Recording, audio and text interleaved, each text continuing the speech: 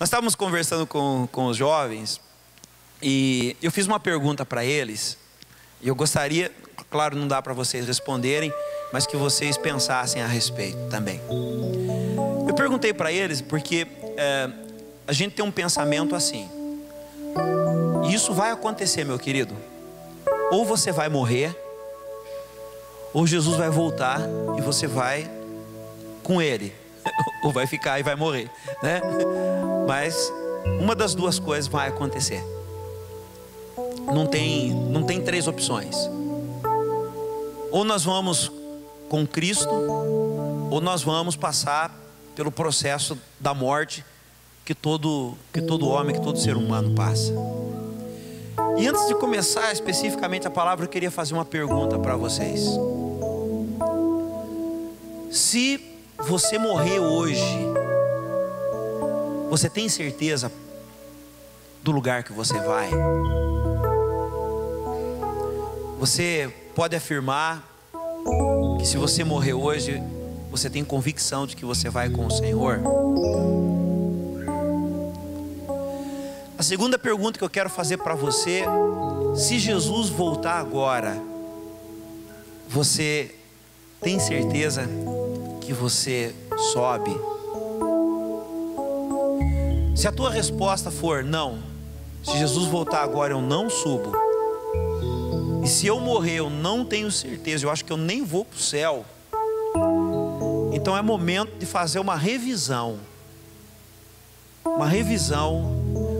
no na nossa vida.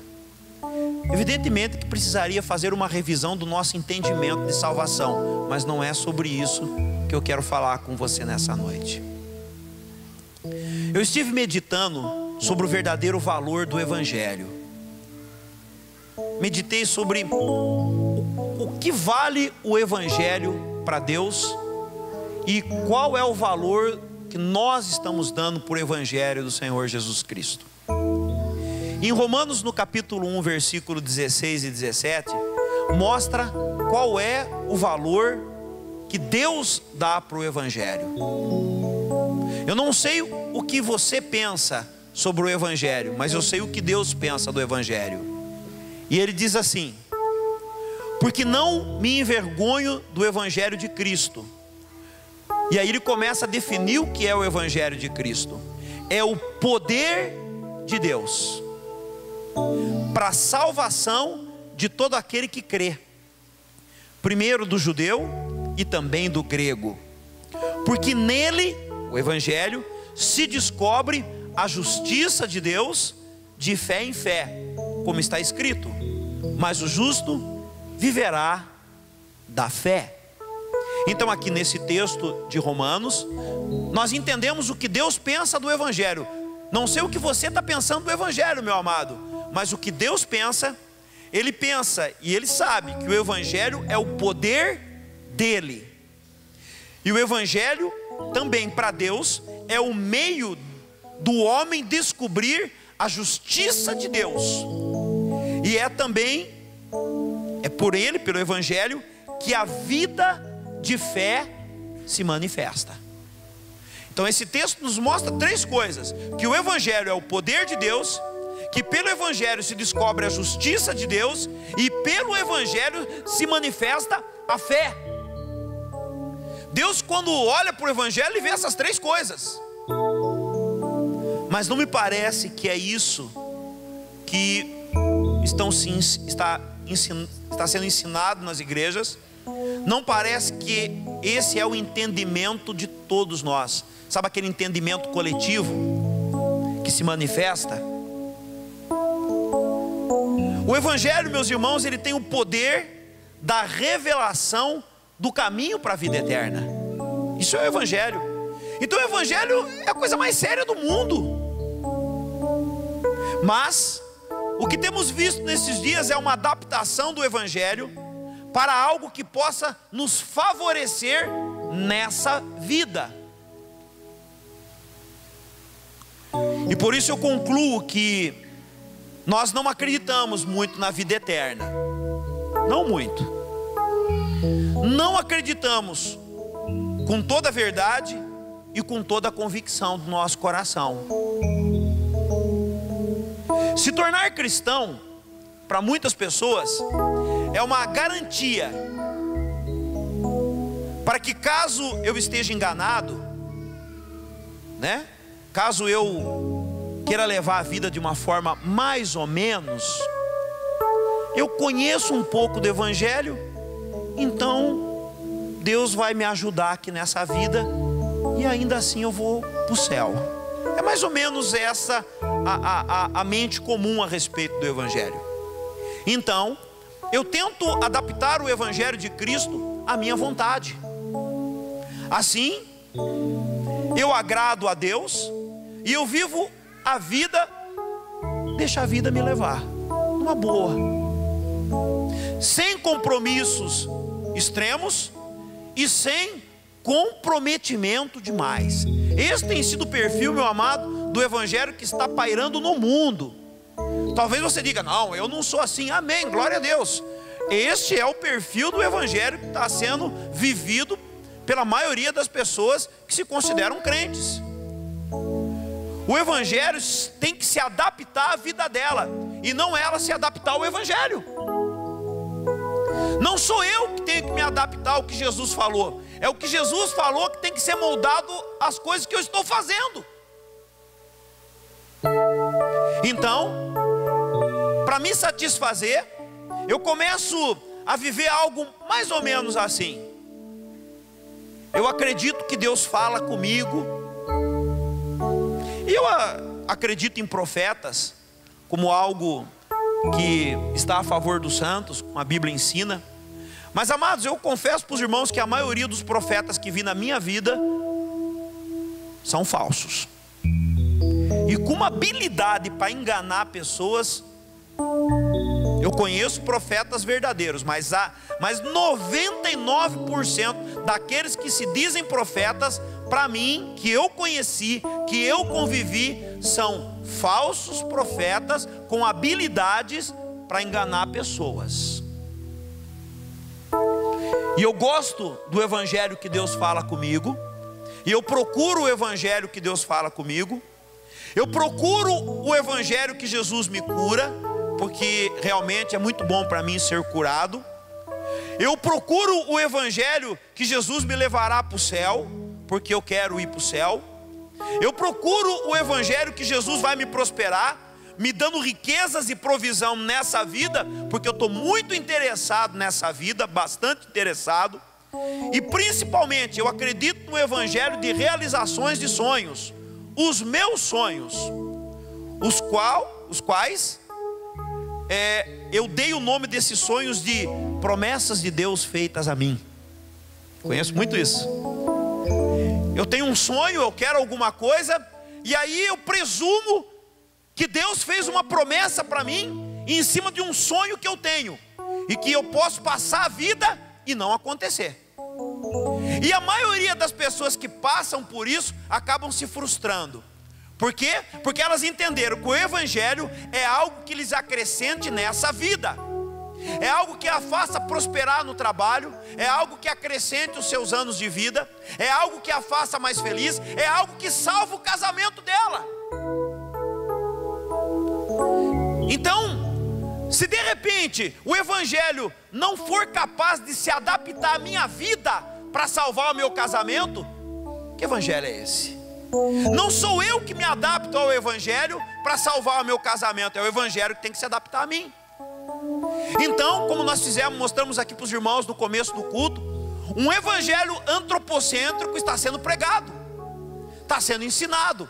O Evangelho de que nós somos o centro, e Deus precisa trabalhar para poder fazer alguma coisa para ganhar a gente.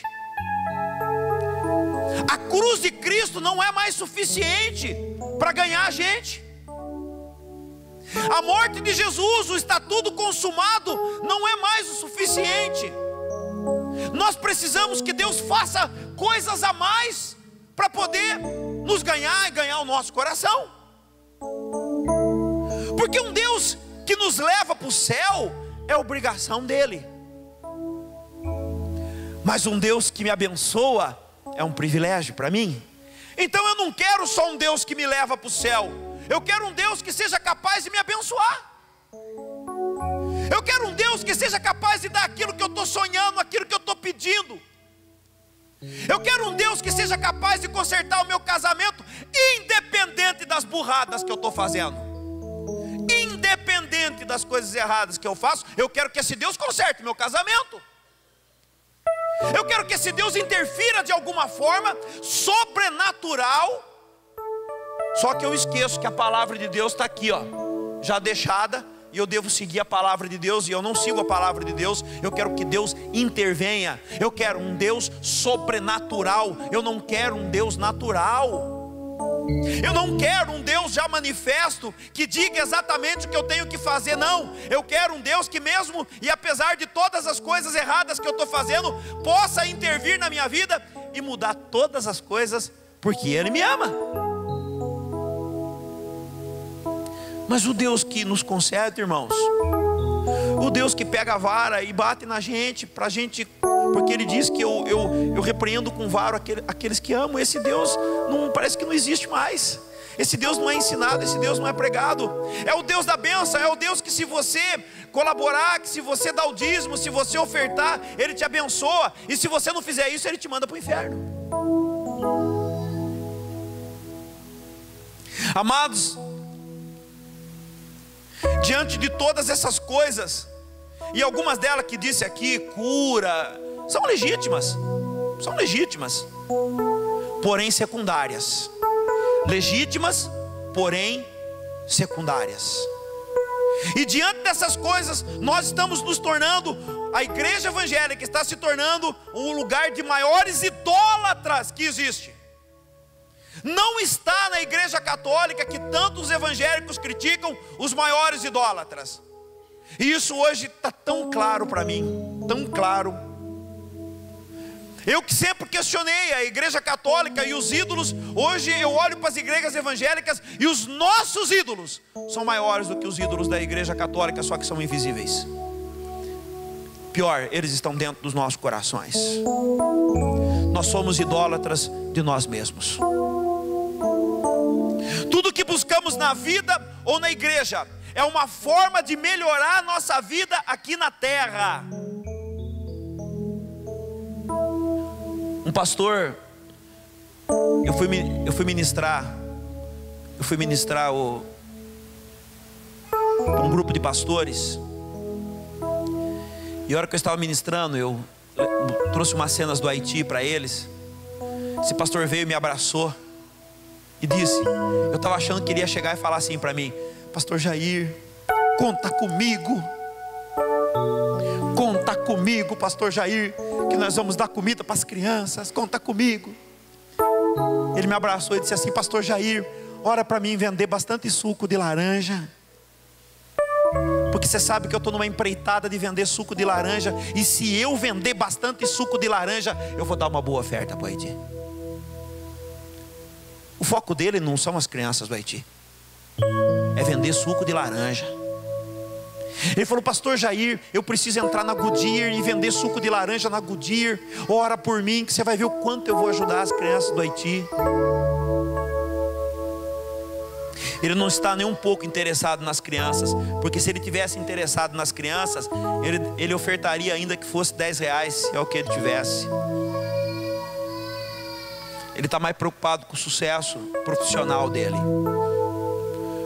O Evangelho segundo Jacó, que está em Gênesis no capítulo 28, do versículo 20 ao 22, e Jacó fez um voto, dizendo: se Deus for comigo, me guardar nessa viagem que faço, me der pão para comer, veste para vestir, e eu em paz tornar a casa do meu pai, o Senhor será meu Deus, e essa pedra que tenho posto por coluna será a casa de Deus, e tudo quanto me deres, certamente eu darei o dízimo. Eu quero dizer para os irmãos que Deus nunca gostou do coração de Jacó, por isso que ele transformou Jacó em Israel.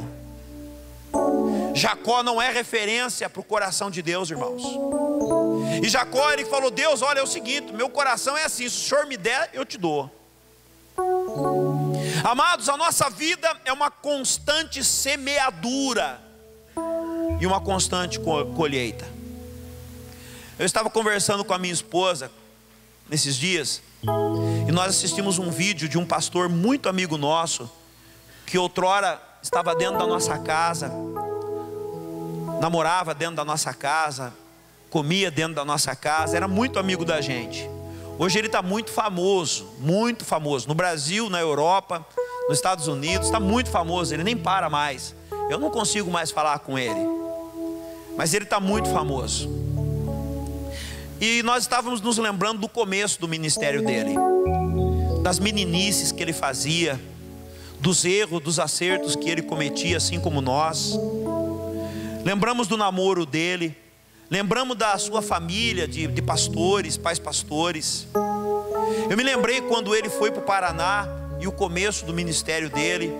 Eu me lembrei da casa humilde que ele morava. Uma casa, sabe aquela casa, no Paraná eu vi muito, uma casa que é feita de madeira, sabe, alemão, aquelas, umas tábuas assim, né, uma colocada sobre a outra assim. Eu vi muito, eu vi ele morando nessa casa de madeira, uma casa humilde. Eu acompanhava as suas lutas financeiras, mas uma coisa eu aprendi com esse amado, uma coisa eu aprendi que tudo que vinha na mão dele, ele semeava, tudo. Ele vendia livros, e se alguém não pudesse pagar, ele doava. E quando ele vendia os livros, ele doava todo o dinheiro que estava na mão dele.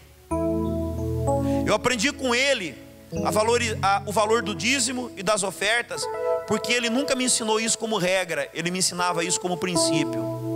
Me lembro que um dia eu fui pregar numa igreja em Bragança Paulista, e chegando lá eu vi o pastor muito pobrezinho. E aí o pastor, quando terminou o culto, pegou a oferta e colocou dentro do meu bolso. Eu abri, vi o quanto era, uma boa oferta. Eu peguei e coloquei dentro do bolso do pastor. Ele disse: não, pastor Jair, isso é seu. Eu falei: se é meu, eu dou para quem quero, agora é seu. E entreguei para ele. E tudo isso eu aprendi com esse pastor, amigo meu. Aprendi que quanto mais a gente doa, quanto mais a gente semeia, quanto mais a gente faz isso, maior será a nossa colheita. Hoje, amados, eu estava vendo o carro que ele estava andando, eu estava vendo a casa que ele estava morando, e eu não tenho inveja de nada disso, mas eu orei para Deus e disse: Senhor, obrigado pela vida dele. E é justo, porque foi um homem que passou a vida dele semeando no reino de Deus. E aí aquela invejinha veio, eu falei: nossa, ficou 2 meses pregando na Europa, eu fui para o Haiti e paguei para ir. Eu paguei para ir para o Haiti, e ele pregando, foi lá para os países escandinavos, desceu, foi para o sul, foi para a França, e eu para o Haiti. Ele dormiu em hotéis maravilhosos e eu no banco da igreja. Bom, eu tenho 2 coisas para fazer: ou eu fico bravo e me revolto com Deus, falo: que negócio é esse, o senhor está com brincadeira? Ou eu entendo qual o princípio que rege a vida com Deus. E eu entendi, meus amados irmãos, meus amados, que há 2 tempos na vida, e vocês estão vivendo esses 2 tempos simultaneamente, e eu também. O tempo de plantar e o tempo de colher. Nesse exato momento, vocês estão passando por esse tempo. Tempo de plantar e tempo de colher. Eu entendo que nós plantamos no Haiti, nós estamos semeando no Haiti, e no tempo oportuno nós colheremos também. E nós precisamos entender algo, meus irmãos: Deus não trabalha com frutos, Ele trabalha com sementes. Diga isso para o irmão que está do teu lado, diz assim: Deus não trabalha com fruto, Ele trabalha com semente. Diga para ele: pare de procurar frutos de Deus. Deus não vai dar fruto maduro para você comer, não. Ele vai dar semente para você plantar. Sabe, amados, é isso que nós estamos falando até agora. Sabe o que acontece com a nossa vida? Nós queremos chegar para Deus e dizer assim: Deus, me dá essa fruta madura, pronta para comer.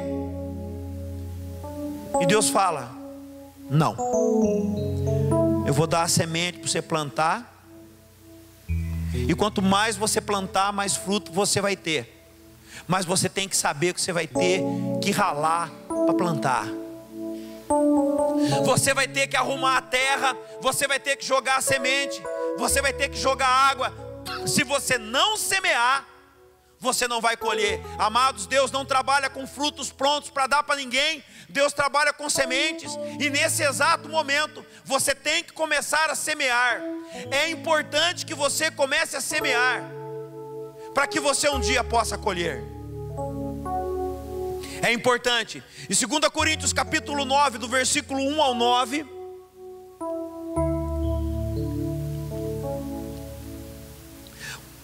Paulo ensina bem isso. Ele diz assim: quanto à administração do que se faz a favor dos santos, quanto àquilo que nós damos para as pessoas, para aqueles que menos têm e que estão em Cristo, eu não necessito escrever para vocês, porque eu bem sei a prontidão do vosso ânimo, da qual me glorio em vós, para com os macedônios, que a Acaia está pronto desde o ano passado, e o vosso zelo tem estimulado a muitos. Paulo está elogiando a igreja de Corinto, porque ela tem ânimo em semear na vida daqueles que Deus estava mandando, daqueles que menos tinham.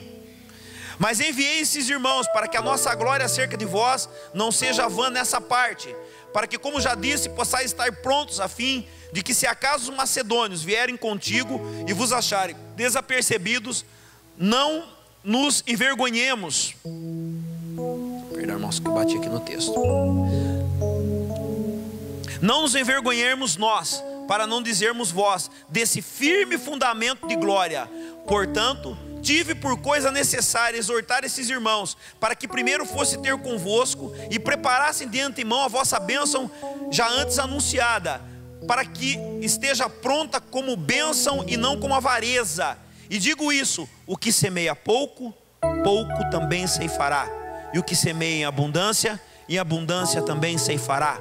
Cada um contribua segundo propôs no seu coração, não com tristeza ou por necessidade, porque Deus ama quem dá com alegria, e Deus é poderoso para tornar abundante em vós toda a graça, a fim de que, tendo sempre em tudo toda suficiência, superabundeis em toda boa obra, conforme está escrito: espalhou, deu aos pobres, e a sua justiça permanece para sempre. Paulo está ensinando a igreja a semear na vida daqueles que precisam. Paulo está ensinando a semear. Ele fala: olha, vocês aí de Corinto, vocês são bons nisso. Vocês são bons, e os macedônios, aqueles que estão precisando, vocês de antemão têm guardado para ajudar. Irmãos, Deus nos dá oportunidades o tempo todo para semear.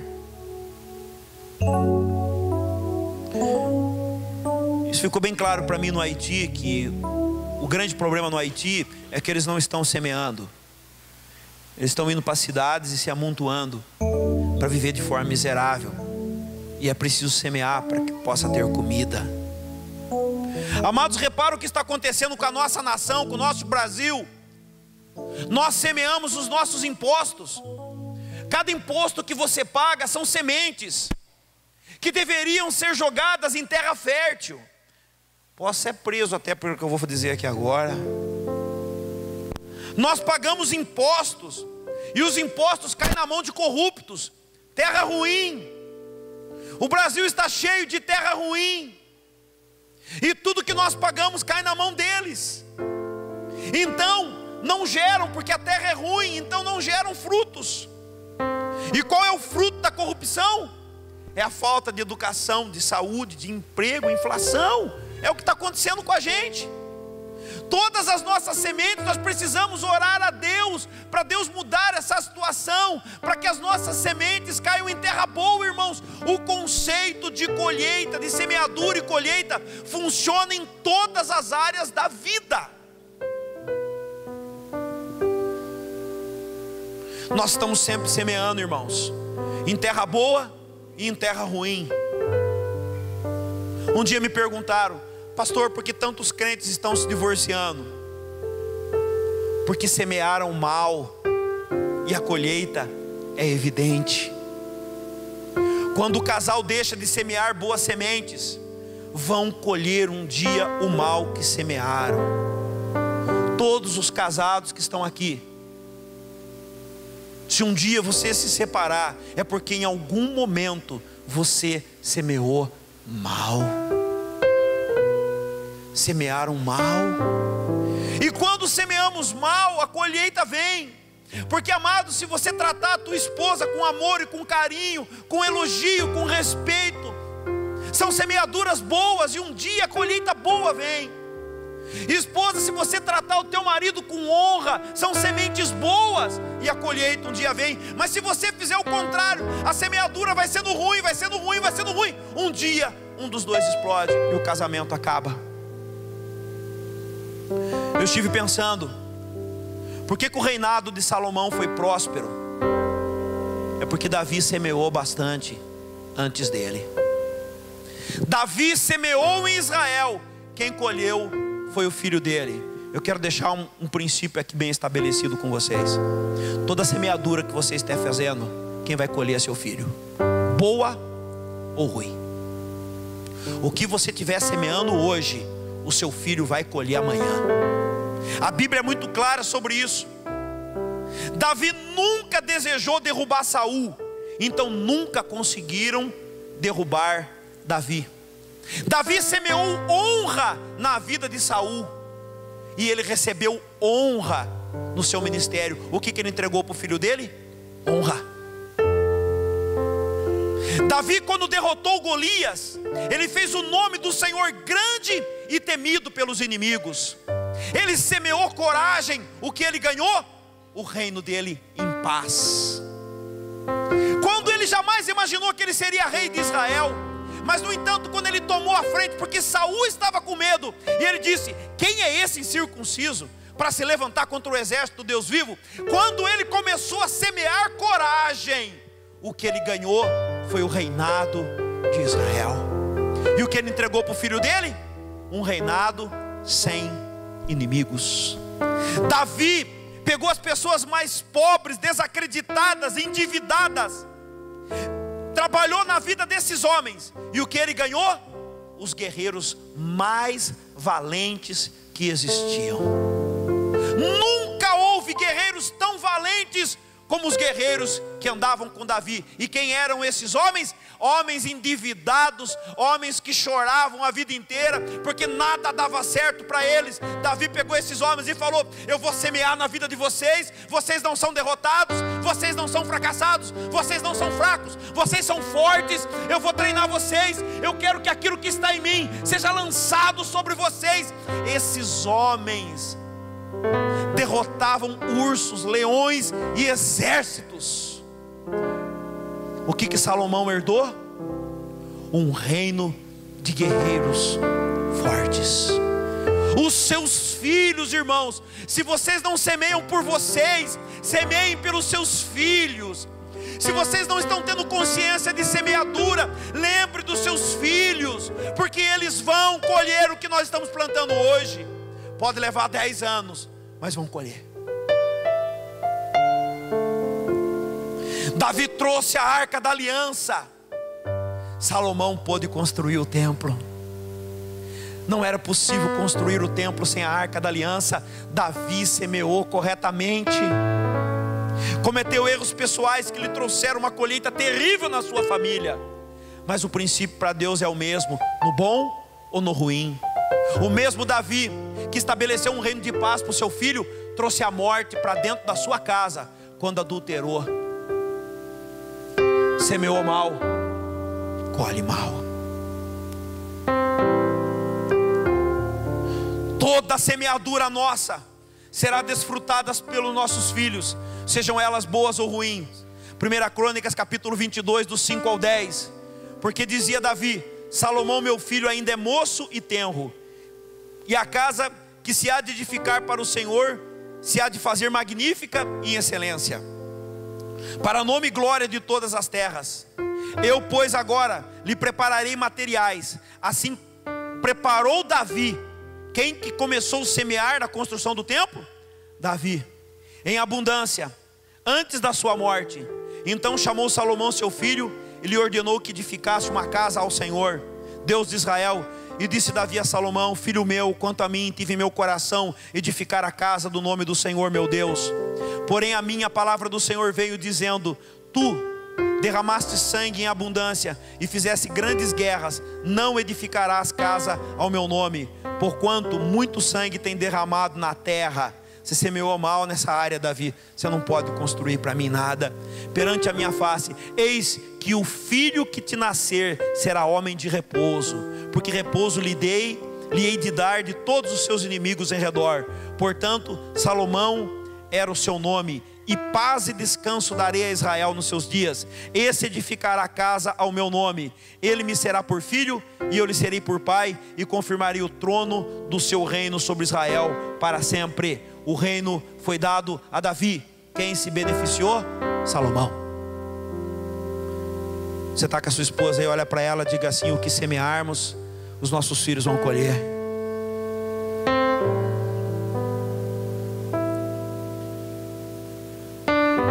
Amados, não se planta no Rio Grande do Sul e colhe-se em São Paulo. A terra que você plantar, no lugar que você plantar, é o lugar que você vai colher. Eu conheço bons pais que semeiam muito bem na vida dos filhos, no que diz respeito a esse mundo. Colocam eles em boas escolas particulares, cobram os filhos, fazem a lição junto com os filhos, compram merenda de qualidade para os filhos, compram bons livros para os filhos. Bons pais que cobram dos seus filhos para que estudem muito. Parabéns, pais, parabéns. Você está semeando muito bem para o seu filho aqui nessa terra. Mas agora eu quero voltar no começo da pregação. Se Jesus voltar hoje, você vai ou fica, meu irmão? Amados, nós sabemos semear coisas boas para os nossos filhos, e conseguir, todos aqui, isso é muito bom, gostariam de colocar os seus filhos nas melhores escolas, mas nós não estamos dando o melhor de Deus para os nossos filhos. Nós semeamos bem na vida dos nossos filhos, no que diz respeito ao futuro, à profissão, a uma série de coisas, mas no que diz respeito a Deus, qual é a nossa semeadura? Qual é a nossa semeadura? Onde estão as sementes da vida eterna que precisamos semear no nosso casamento? Eu fico imaginando a trombeta tocando, e Deus queria levar o casal, e aí Deus vai ter que falar: não, um vai, o outro não.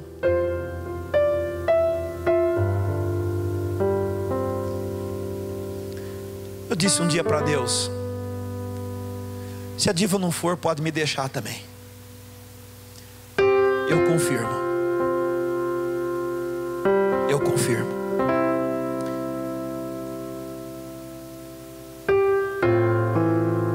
Eu preciso semear na minha esposa de tal forma que a vida eterna seja semeada nela para dar frutos na vida eterna. A minha esposa tem que semear em mim a vida eterna, amados. A palavra de hoje, irmãos, apesar de ter colocado para vocês todas as coisas que são naturais, eu quero levá-la para o lado espiritual. Onde estão as nossas semeaduras espirituais, um no outro e nos nossos filhos?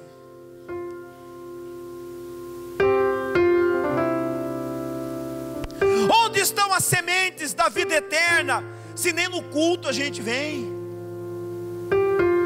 Amados, nós não praticamos devocional. Onde estão as sementes que eu planto para mim mesmo? O devocional é uma semente que você planta para você. Amado, quando você acorda todo dia de manhã, meia hora antes para buscar Deus, é semeadura que você está fazendo. E se você não está fazendo, você está deixando de semear na sua vida. Entenda isso. Você está semeando, você está estudando, está fazendo faculdade, está ficando até tarde no emprego, você está precisando de dinheiro, amém. Glória a Deus, está semeando no trabalho, mas você não vai nessa terra. Jesus não te chamou para viver aqui por muito tempo. E a nossa semeadura no céu, onde está? A nossa semeadura de acordar meia hora antes e buscar Deus. Onde está a nossa semeadura no culto caseiro? Aquela que o marido abre a Bíblia, senta com a esposa, chama os filhos e fala para eles: olha, nós vamos buscar Deus aqui em casa juntos hoje. Que seja por meia hora. Nós não semeamos na família, mas achamos que poderemos colher coisas boas. Se não semearmos na família, não colheremos coisas boas, não de Deus. Podemos semear trabalho, podemos semear estudo, mas eu estou falando agora é do reino de Deus. Poucos de nós aqui gostam de frequentar grupos de comunhão. Poucos de nós, irmãos, a nossa igreja é fraquíssima nisso. A maioria não frequenta grupos de comunhão. Nós não semeamos em grupos de comunhão. E aí sabe o que acontece? Os nossos amigos são os amigos do mundo. É esse que a gente acaba ganhando mais afinidade. Pessoas que não estão no reino. Não estou dizendo que você tem que desprezar esses amigos, claro que não. Mas nós não temos mais o prazer de nos reunirmos para orar uns pelos outros. Não há semeadura nisso. E para fazer os grupos funcionar é um parto. O líder tem que virar piruleta. Hoje todo mundo vai entrar de uma perna só para ficar engraçado. Vamos para o culto, vamos para o grupo, vamos para o grupo. Nós não temos o prazer de semear numa vida de comunhão. Talvez Deus nos dê uma casa bem isolada no céu. Nós só vamos no grupo. Tem jovem que fala: pastor, eu não fui no grupo, tá? Eu sei que você não foi. Então é que tinha um churrasco. Parabéns, você semeou bem. Parabéns para você. Ah, eu tenho um churrasco. Ah, eu tenho isso, eu tenho aquilo. Parabéns, não estou dizendo para você, meu amor, que você não deva frequentar essas coisas. Mas eu vou dizer uma coisa para você: o mundo vai arrumar um monte de coisa para você frequentar, para você não semear nas coisas de Deus. Não se preocupa, vai ter um monte de coisa. Você vai conseguir compromisso de sábado e domingo, você vai estar cansado, não se preocupe. Nós não semeamos. Colocamos hoje aqui, a gente vem para o culto como se nós viéssemos num show. E aí o que acontece, amados, nós não semeamos corretamente. E o que nós colhemos? Ah, só a noite, pastor. Tá bom não? Hoje não tá bom. Sabe por que nós não semeamos corretamente, amados? Na vida no Espírito. Porque no fundo, nós temos dúvidas se Jesus vai voltar mesmo. Você tem certeza que Jesus vai voltar? Se você tivesse certeza, você estaria semeando na vida no Espírito bem mais. Porque dizer com a boca que tem certeza, mas quando as ações não confirmam, é meio duvidoso. Nós semeamos muito mais no terreno do mundo do que no terreno onde Jesus mandou. E por semearmos no mundo, as coisas que nós colheremos serão do mundo. E Jesus disse: Pai, eles não são do mundo, como também do mundo não sou. Eu não peço para o Senhor livrar, para o Senhor tirar eles do mundo, só livra eles do mal. Lucas 12, 32 ao 34. Não temas, ó pequeno rebanho, porque o vosso Pai agradou dar-vos o reino. Vendei o que tendes, semeai. Dai esmolas, semeai. Fazei para vós bolsas que não ficam velhas, tesouros no céu que nunca se acabe, e aonde o ladrão não chega e a traça não rói, porque aonde estiver o seu tesouro, ali vai estar o seu coração. Nós semeamos no mundo porque o nosso coração está no mundo, irmãos. Eu e você, nós dois nesse negócio. É verdade. A gente engana um ao outro, não engana Deus. O nosso coração está preso aqui, irmãos. Está preso demais. Nós gostamos demais desse mundo. Esse mundão, acaba não, mundão. Acaba não. Você conversa com um jovem, ele fala: eu queria casar primeiro. Mas não volta não, Jesus, deixa eu casar primeiro.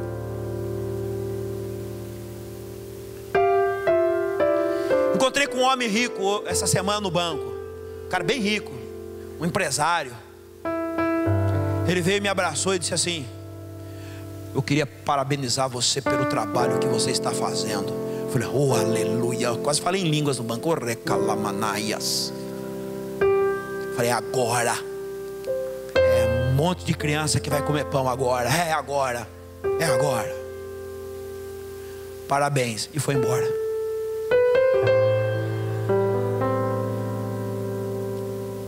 Cara de pau.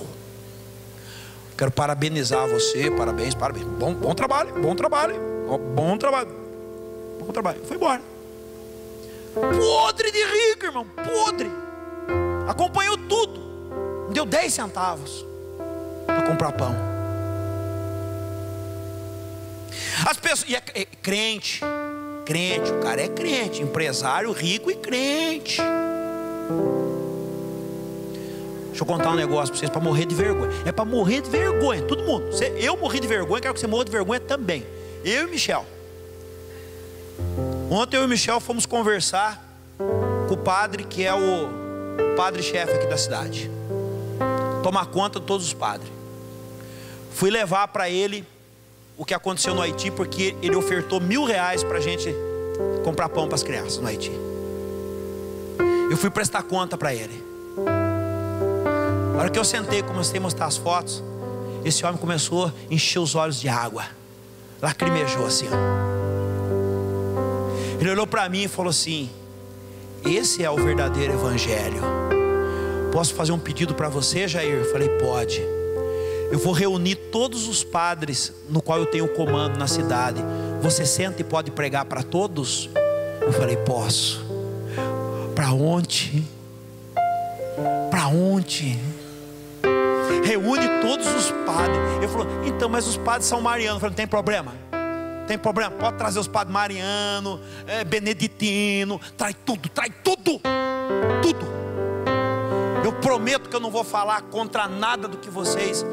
Fica sossegado, padre. Eu vou anunciar o amor de Jesus e vou motivar vocês às boas obras. Ele falou: então eu vou marcar. Eu falei: pode marcar. Pode marcar. Aí ele mostrou para mim, irmãos, o dízimo da igreja dele. Ai, que vergonha.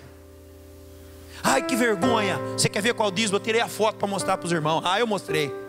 Ó, não dá para crescer? Apaga a luz aqui para mim, quem está aí pertinho. Pega essa aqui. Olha lá.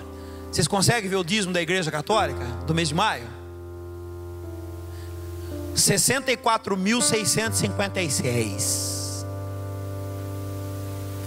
Põe a foto do que ele colocou na porta lá. Ele pôs na porta.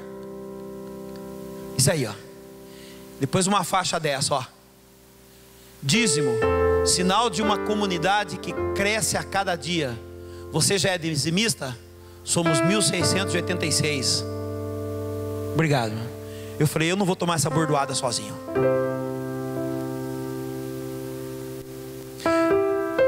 Irmãos, católicos estão semeando mais do que nós que somos evangélicos. Muito mais. E eu quero ler uma carta para os irmãos. Eu vou projetar essa carta. Mandaram ela para mim essa semana. Quem mandou essa carta para mim é uma pessoa de extrema confiança. O pastor Haroldo Walker mandou para mim uma carta de uma mulher de 90 anos de idade. Essa carta foi escrita em 1968. 68.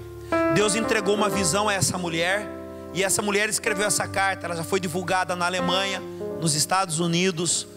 E olha o que essa mulher viu e o que ela escreveu. Se você quiser ver melhor, Jair Colheita Avisos, eu postei lá também. Mas vou ler aqui para você. E ela está ali.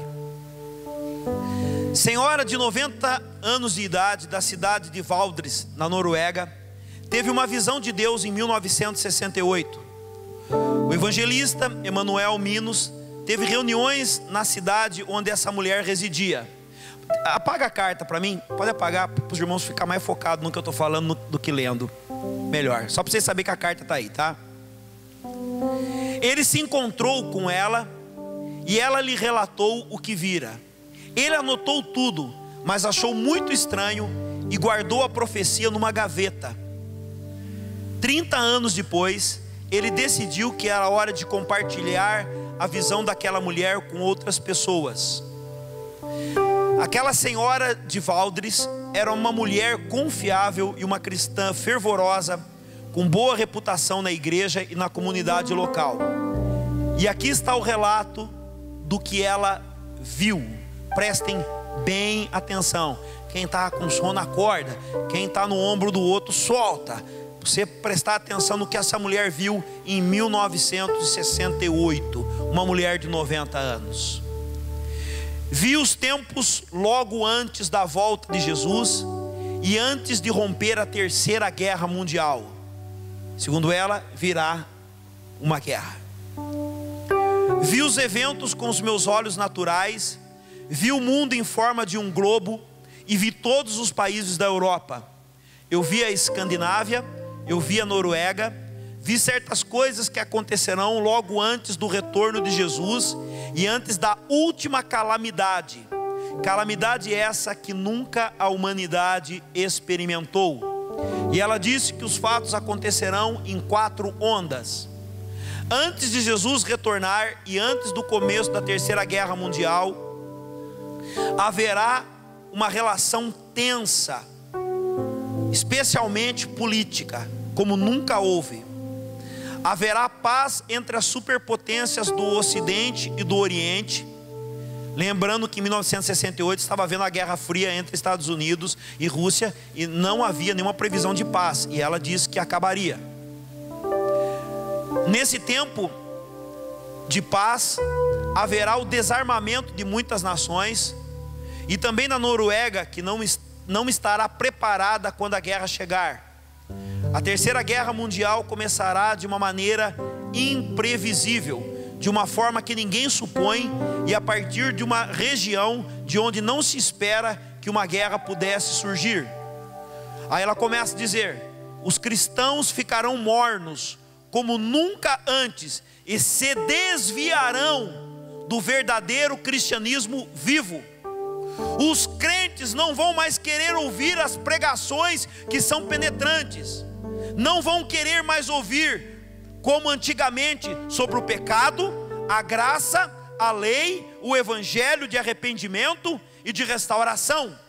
Uma mensagem vai substituir esses temas: prosperidade e felicidade. Olha bem o que essa mulher viu em 68. As igrejas estarão buscando prosperidade e felicidade. O mais importante será ter sucesso. Se alguém possuir bens materiais, coisas essas que Deus nunca prometeu dessa maneira, as igrejas e as casas de oração ficarão cada vez mais vazias. Os que se dedicam à oração ficarão vazias. Repara o que acontece aqui, irmãos. Quando nós marcamos oração, não vem ninguém, né? Em vez de pregações como as que se faziam antigamente, com temas de tomar a cruz e seguir Jesus, a diversão, os crentes estarão procurando diversão, arte e cultura, invadirão as igrejas, encherão os templos, onde deveriam haver pessoas para ouvir do arrependimento e do avivamento. Isso aumentará de forma marcante antes da volta de Jesus. Haverá uma desintegração moral como a velha Noruega jamais viu. As pessoas viverão juntas sem precisar se casar. Lembre-se que em 68 não havia divórcio, tá? As pessoas serão muito impuras. Antes de se casarem, a infidelidade matrimonial será algo natural, comum, com todas as suas justificativas. Esse tipo de coisa invadirá a igreja e o justificaremos. Até mesmo o pecado contra a natureza humana, homossexualismo. Logo antes da volta de Jesus, os programas de TV serão terríveis, como nunca visto antes. Lembrando que em 68 quase não havia televisão no mundo. Os programas de TV serão cheios de violência, ensinando pessoas a matar, e a destruir uns aos outros. As ruas ficarão inseguras. Eu queria lembrar aos irmãos que quando eu era criança, na década de 70, nós podíamos andar para a rua tranquilamente. Não havia nenhum tipo de problema nas ruas. As pessoas imitarão as cenas vistas na TV. Não haverá apenas uma estação de TV, mas haverá muitas estações. Ela não conhecia na época a palavra canal, como nós conhecemos hoje. Por isso falava de estações de TV. As estações serão muitas como são hoje. As emissoras de rádio e serão repletas de violência. As pessoas usarão essas estações de TV para se divertirem. Veremos terríveis cenas de assassinatos e de pessoas destruindo umas às outras. Isso se espalhará por toda a sociedade. Cenas de sexo explícito serão vistos na TV. Coisas íntimas de um relacionamento conjugal entre duas pessoas. Naquela ocasião, eu disse para ela e protestei que havia parágrafos na Constituição que proibia esse tipo de cena. E ela disse: mas vai acontecer. Então a idosa me disse: acontecerá e você vai ver. Tudo que temos de bom vai desaparecer. Toda a indecência sexual aparecerá diante dos nossos olhos. Hoje os nossos filhos têm um negócio tal de nudes aí que tá uma beleza, né? Um manda foto pro outro pelado. Tá uma beleza. Gente de países pobres invadirão a Europa. É o que está acontecendo hoje. Em 68 não havia migração em massa de outros países. Virão para a Escandinávia e para a Noruega. Serão tantos que as pessoas se sentirão incomodadas com a presença deles e os tratarão com dureza. Vocês estão vendo o que estão fazendo os que estão em campos, né, parados nas divisas da Europa. Receberão o mesmo tratamento dado aos judeus antes da Segunda Guerra. Então se completará a medida dos pecados. E eu protestei quanto a isso, porque naquela época não havia imigração em massa. A mulher chorava e dizia: eu não verei essas coisas, mas você verá. Nesse momento, isso me assustou, irmãos. Nesse momento de tudo isso que eu narrei, Jesus voltará de repente. E aí sim, começará uma guerra terrível. Será muito curta essa guerra. As guerras que eu presenciei na vida são brincadeiras comparada a essa guerra que virá. E ela se encerrará com bombas terríveis de origem nuclear. O resultado é que ninguém mais conseguirá respirar. A fumaça das bombas cobrirão os continentes, como América, Japão, Austrália e principalmente as nações ricas. A água ficará contaminada. Não poderemos mais lavrar o solo. Consequentemente, restará apenas alguns remanescentes. Os que restarem dos países ricos tentarão fugir para as nações pobres, mas essas vão tratá-las com a mesma dureza com que foram tratadas pelos ricos. Eu fico feliz por não viver para ver essas coisas, mas quando a hora chegar, você deve criar coragem e contar a visão. Eu a recebi de Deus, e nada do que vi vai de encontro ou entra em choque com o que a Bíblia diz. Aqueles cujos pecados foram perdoados e tem Jesus como Salvador, esse sim estará seguro. Jesus está voltando, irmãos. A carta encerrou. Jesus está voltando, mas nós não acreditamos. Ele disse que ele voltaria, mas nós estamos achando que isso é uma forma metafórica. As nossas semeaduras dizem no que nós acreditamos. Acreditamos que nossos filhos poderão ser pessoas de êxito da vida, mas nós não estamos semeando na vida espiritual dos nossos filhos.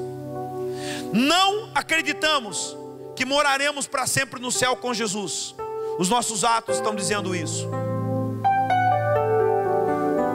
A Bíblia diz em 2 Coríntios capítulo 9 versículo 6: o que semeia pouco, pouco também ceifará, e o que semeia em abundância ceifará.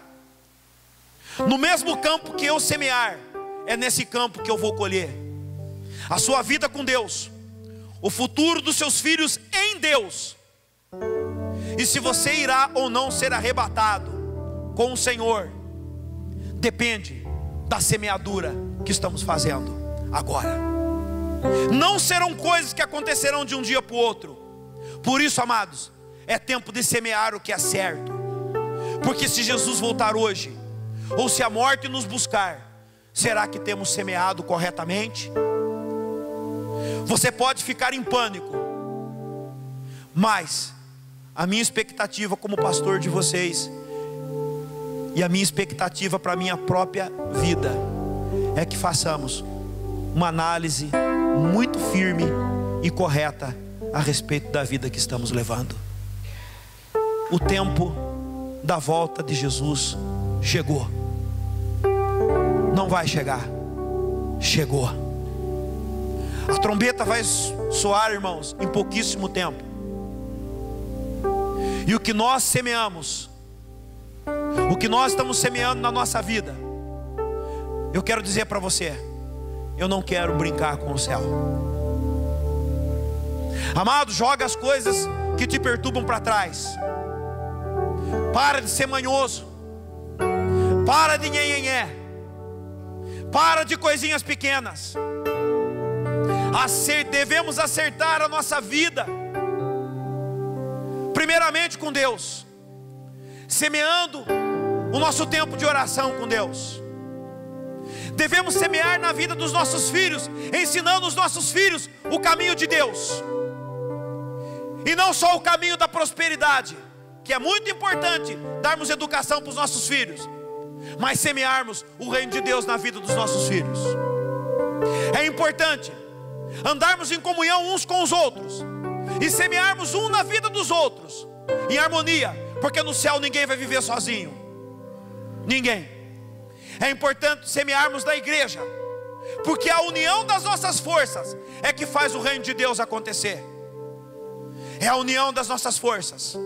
São os dízimos que nós damos, as ofertas que nós damos, que nós podemos construir alguma coisa em favor dos mais fracos. Precisamos semear, irmãos. Precisamos semear, porque não dá para brincar com o que está por vir. Não é uma palavra de medo, porque a volta de Jesus não é para temermos, mas será um dia de festa e de alegria. Mas se não cremos que Ele virá, podemos continuar do jeito que está. Vamos ficar de pé.